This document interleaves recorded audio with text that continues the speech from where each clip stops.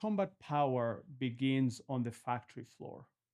But here's the problem: you can have machines, suppliers, certifications, even contracts, and still not have capacity you can truly count on. That's why we say if it's not qualified, it's not capacity. At Milestone, qualified capacity starts with something very practical. What does the mission actually require?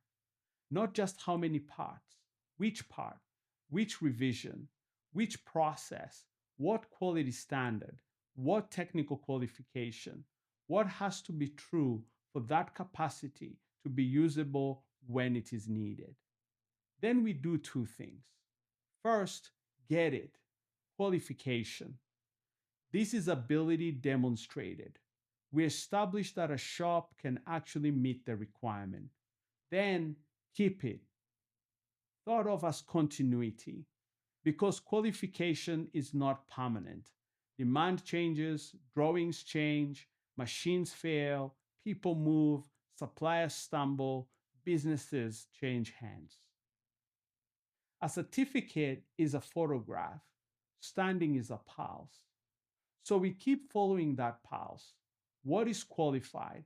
What is available? What is usable? What can be contracted? What has been committed?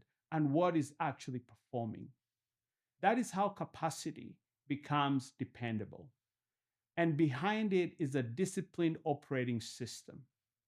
Demand owners looking ahead, commodity leaders accountable for the outcome, supplier development engineers building capability, buyers turning capacity into business, and supplier quality engineers helping keep it healthy through planned, unplanned, and condition based action. I've spent more than 2 decades working across manufacturing, sourcing, supplier quality, operations, supply chains, and P&L leadership. Today, Milestone brings that operating discipline to the defense industrial base. The warfighter depends on qualified capacity. Our mission is to get it and keep it.